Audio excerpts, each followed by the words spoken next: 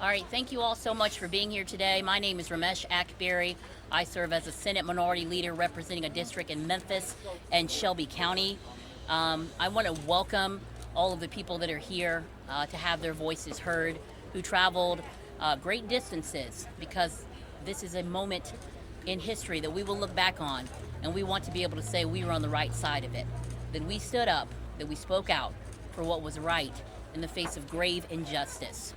We have with us today House Minority Leader Karen Camper, House Caucus Chair John Ray Clemens, Senate Democratic Caucus Chair London Lamar, and we have a host of legislators from the House and the Senate represented.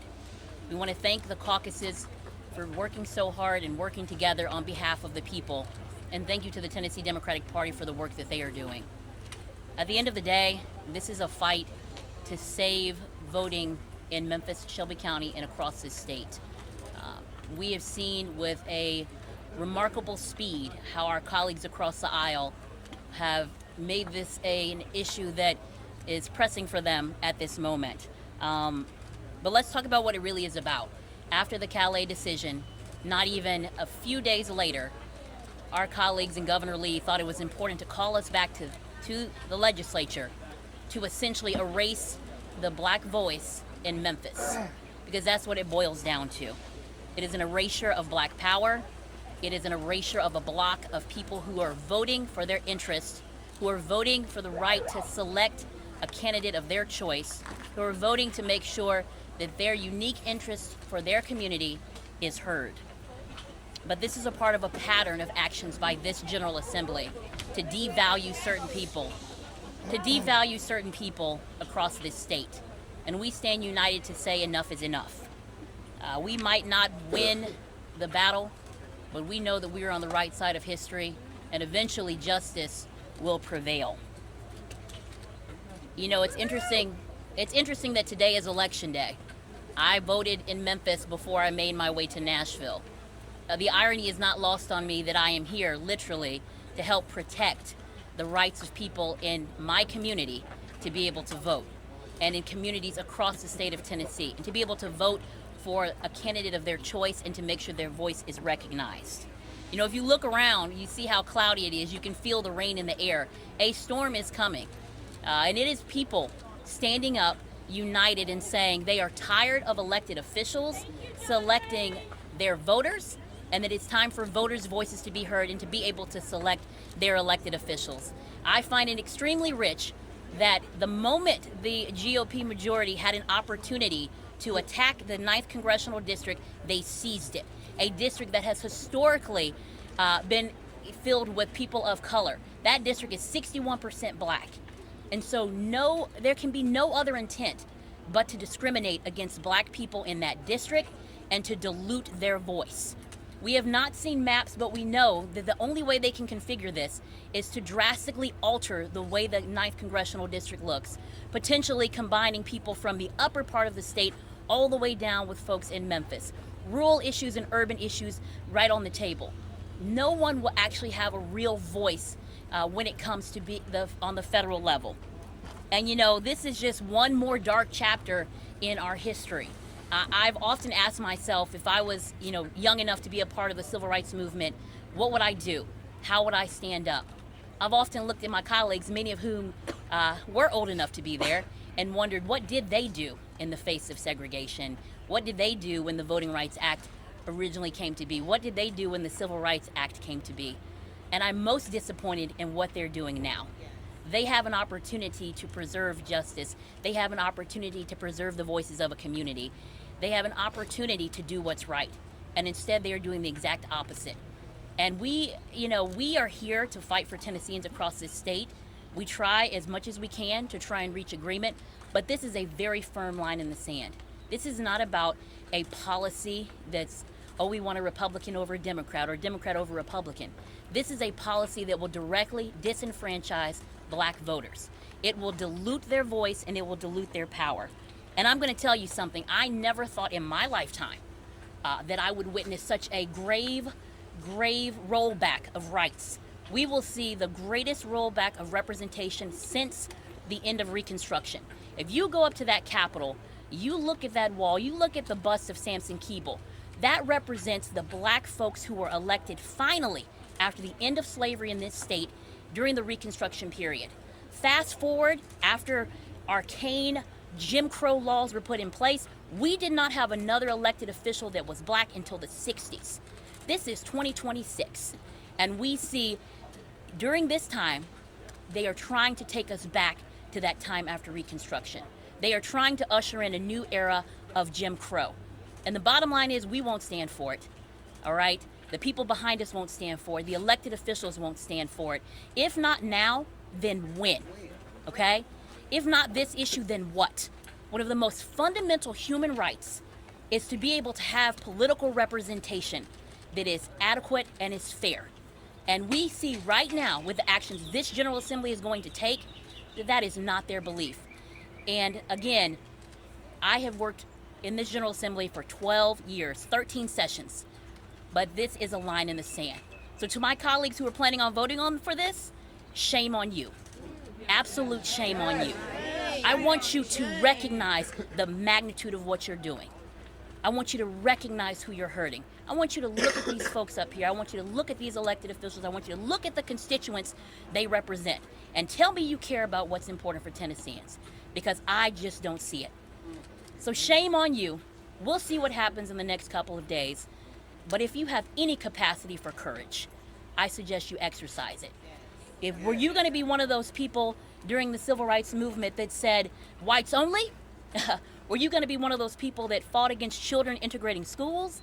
Were you going to be one of those people that beat marchers back on the Edmund Pettus Bridge because you didn't want them to have the right to vote?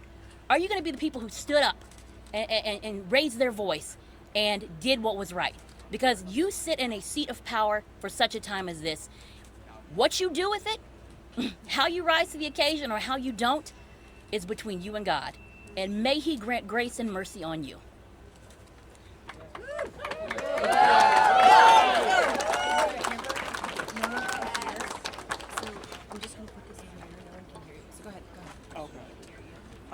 Good morning, everyone. Good morning. Thank you all so much for being here. I served 21 years in the Army. Went the world abroad talking about democracy and the value of democracy. We have spread democracy throughout the world, saying it is great, it's good, it's a representative form of government. You have a role. That's what we say to the world. But the world is watching. The world knows that in this country, in this state, we really don't value democracy. The supermajority, that is. So we need to be honest and true to who we say we are. If we say we're a representative form of government, let's be that. If we say we believe in democracy, let's do that. We're fighting, just like I did in the Army, to protect the citizens of this state right to this Constitution. To vote, to have people that represent them. My father, he turned 95 2 days ago. Served in the Korean War when he didn't have a right to vote, but he was defending this country. Came home and was treated less than. I'm standing here for him.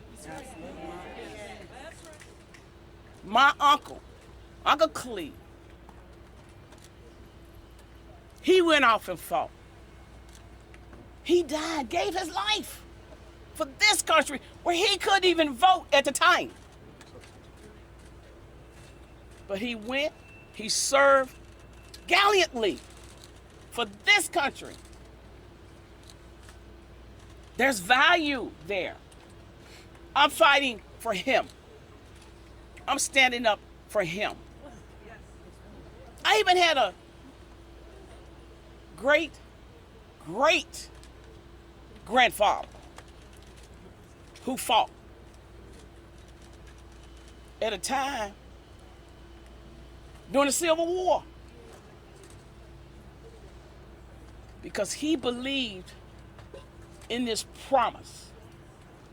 He believed that should slavery go away, that there would be a promise of representation in this country. I'm fighting for him. I'm fighting for every military person that's out there right now putting their life on the line today.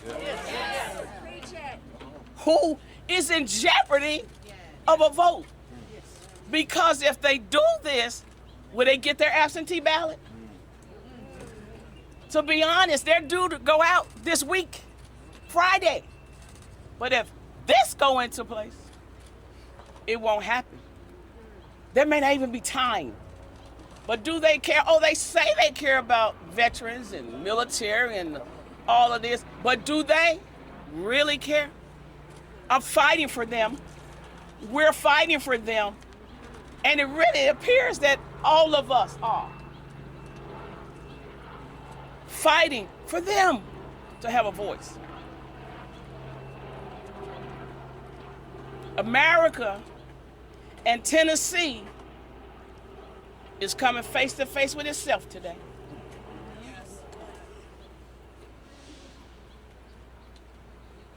We are going to be looking at ourselves in the mirror. Are we who we say we are? Yes. Are we who we say we are, America? Tennessee, who pledged to not let federal, national stuff infiltrate our state? Are we who we say we are? Are we? Yes. The people standing here are. The people fighting for you are. And I'm encouraging my colleagues on the other side of the aisle who profess a belief in God. Oh, we do a prayer every day when we go in. We ask God to reign, to guide and order our steps.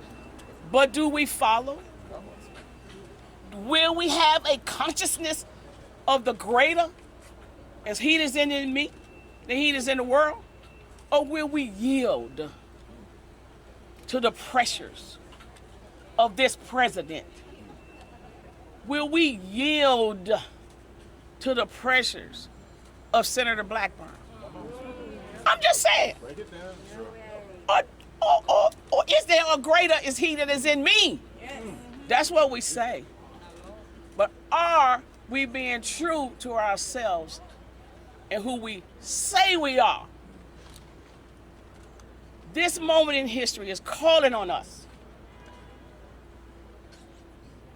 to be true to who we say we are as a country, as a state, and as a human being.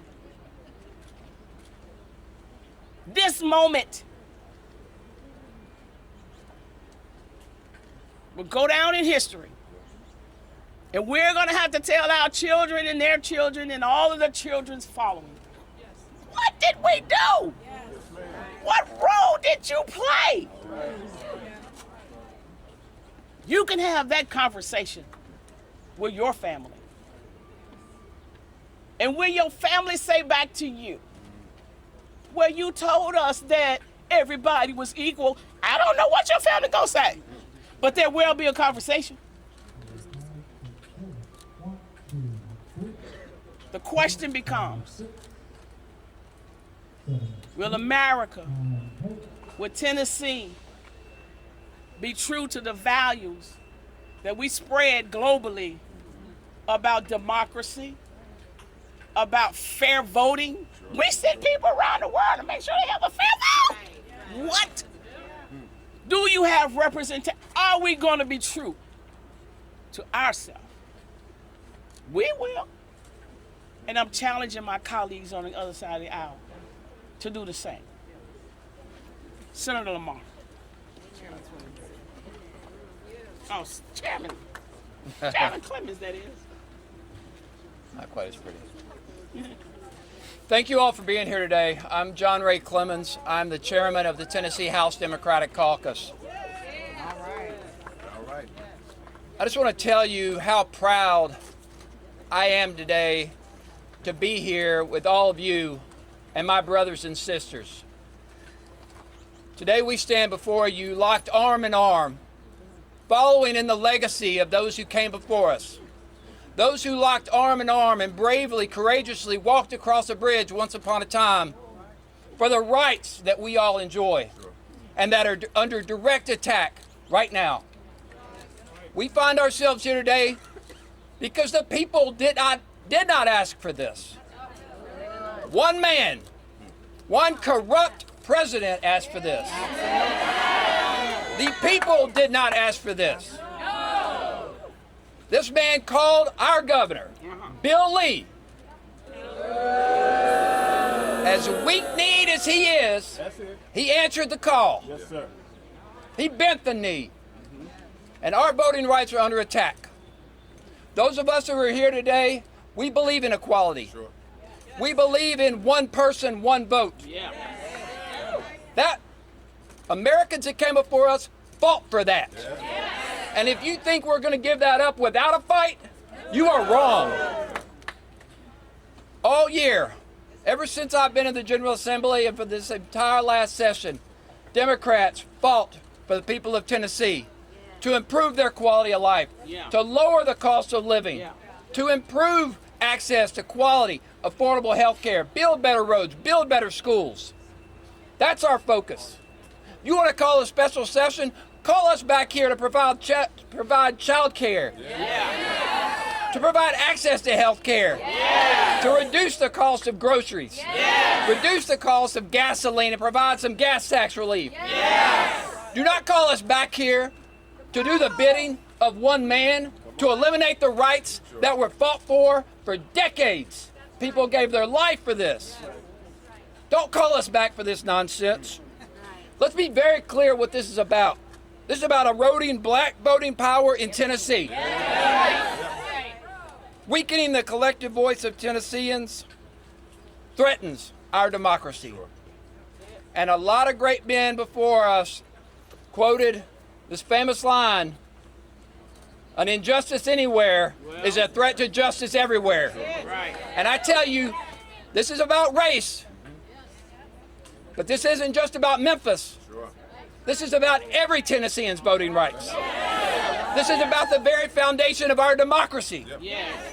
We are all under attack, but this is nothing less than an injustice.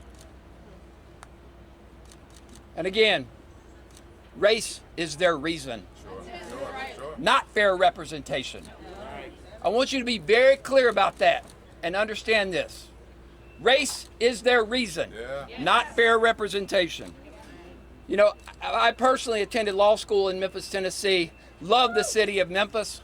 And what they're doing is they're trying to trample and erase the laws in Memphis, Tennessee. That's true. We must not allow this. We cannot allow this. And like my leader, Senator Ackberry, said, a storm is coming. Yeah. And I say to the people of Tennessee who believe in equality and fair representation, you are the storm. Bring it. Bring it. Whole world's watching. Thank you, Chair Clemens. Good afternoon. My name is London Lamar, Chairwoman of the Senate Democratic Caucus, representing Senate District 33 in Memphis, Tennessee. The largest concentration of African American voters in a Senate district in this state. I stand before you as the youngest woman and the youngest African American ever to serve in Tennessee Senate history. And I just have to take a moment, in this moment, to give honor to that. Because so many people in the civil rights movement who did not have the right to vote marched, died, was lynched, was beaten just so I can stand on these steps and say that. And in this moment, I never thought that I would be standing here trying to defend all the work that they died and sacrificed for. My grandmother is watching. She's 88 years old. She is my whole world. And I think about a time where she could not vote. And then I sat there and remembered the smile and the tears she cried when I first got elected, because for the first time, she felt like her sacrifices meant something. And that's the same feeling that all of our parents and grandparents and our ancestors are feeling in this moment. What did they march for? What did they die for? What did they sacrifice for? And what the hell did they get lynched for? So before I get started, I want to give honor to the members of the Senate Democratic Caucus. We have our leader, Senator Ramesh Akbari. We have our vice chair, Senator Charlene Oliver. We have Senator Heidi Campbell. We have Senator Jeff Yarbrough. And we have Senator Sarah Cowell right here standing with us, ready to fight. And most importantly, do we got Memphis in the building today? See, I love Memphis, Tennessee, the city where I was born and raised, the city that I love that groomed me, the city where in 1968 the sanitation workers marched for equal rights, the city where Dr. King died just for civil rights and equal representation. This is the city that's the home of Stacks, Blues, barbecue. It has remained the moral conscience of the state of Tennessee and the United States of America. The legacy of Memphis is historical. And today, we are here because the General Assembly wants to take away the votes of Memphians because they don't like the way we choose our representatives. See, we are here because they want to redraw the lines right after a Supreme Court decision that the ink ain't even been dry on. They are so ready to abuse power in our faces that they are going to take our vote away in front of everybody, and they just don't care. But like my colleague said, a storm is coming. Right now, Republicans already got 8-1 seats in Congress. Now they want to take 9-0. They're not good enough to do the work and actually beat Congressman Cohen fairly in the ballot box. They want to unfairly take his seats. Today we say, hands off Memphis. Hands off Memphis. Hands off Memphis. Hands off Memphis. Hands off Memphis. Hands off Memphis. Hands off Memphis. Hands off Memphis. Hands off Memphis. Hands off Memphis. And in this time, that they understood that because they couldn't beat us in the ballot box, they just want to take over our district. They didn't want to invest in our schools, so they wanted to take over Memphis schools and wanted to take it away from our school board members. They didn't have the ability to influence the airport authority, so they took the authority away from them. They didn't want to trust our police to run our own city, so they sent federal agents in my city to harass people. The Republicans are no longer the body of small government. They want to take over every single thing till they control everything, and that's just not right. But we are here today as a Tennessee Democratic Caucus, House and Senate members, ready to fight like hell. We have people from around this state who are here ready to fight like hell. You will not take our district without a fight. You will not erase the black vote, and God damn it, you will not erase the legacy of my ancestors right in my face.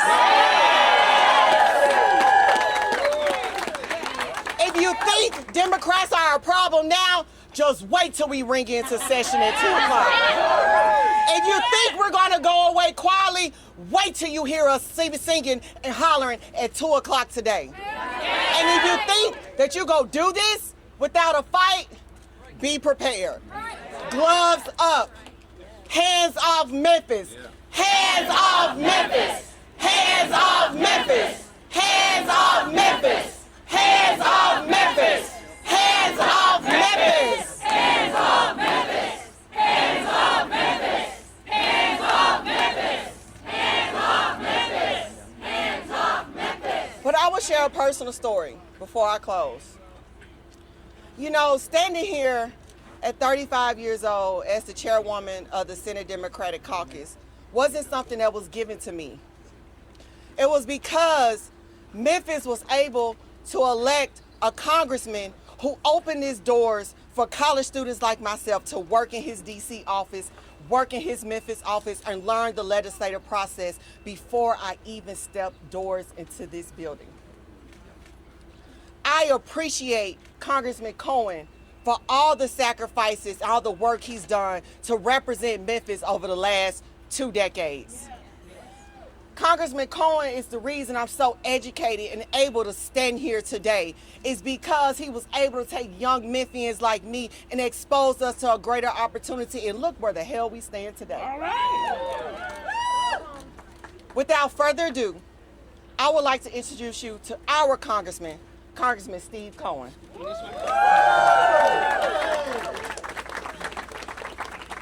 Congressman right here. That's all right. It picks me up fine. If not, you'll get it. I appreciate London's introduction, Ramesh's speech, John Clement's speech, and the other speeches. They laid out the issues perfectly. This is a terrible day for Tennessee, and it's a terrible day for Memphis. I was born in Memphis. I love Memphis. And today, Memphis is suffering from 1,000 cuts. And 100 of them came from Bill Lee and Donald Trump. Yeah. This is as damaging to Memphis as if Feller Express moved out of the city.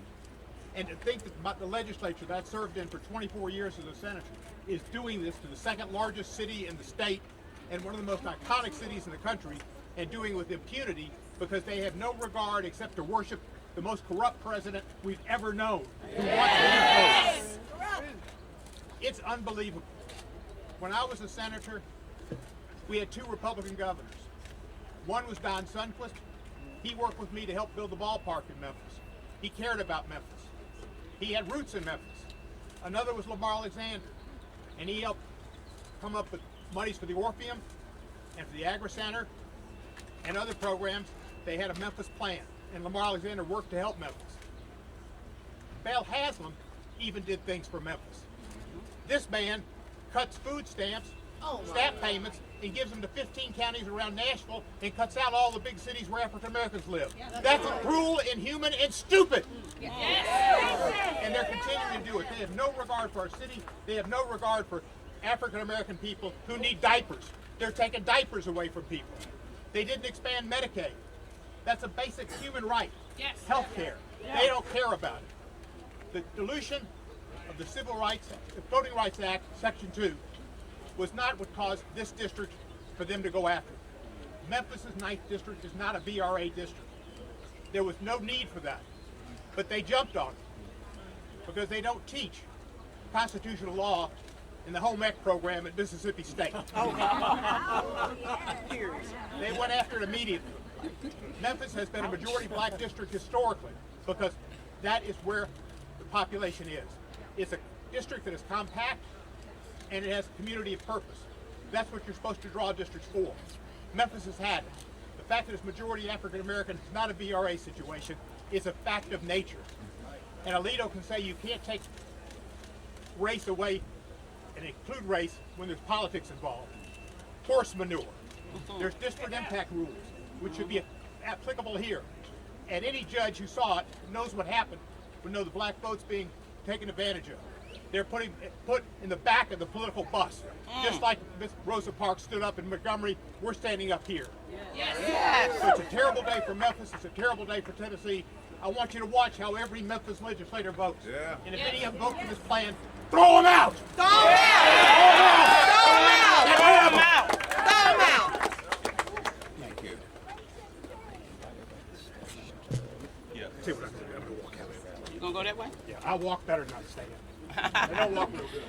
Okay. All right, y'all. Thank you so much for being here. I'd like to invite everyone to stay. There's going to be a rally at noon. We have a lot of groups that have been working very hard on this. This is not just a political movement, it is a people movement. Yes. And it's important that everyone's voices are heard. So I encourage you all to stay. There will be a rally at noon, and we are in this until the very end. We will not give up. We will not give in. We will not go home until our mission is accomplished. Thank you all so much. Thank you.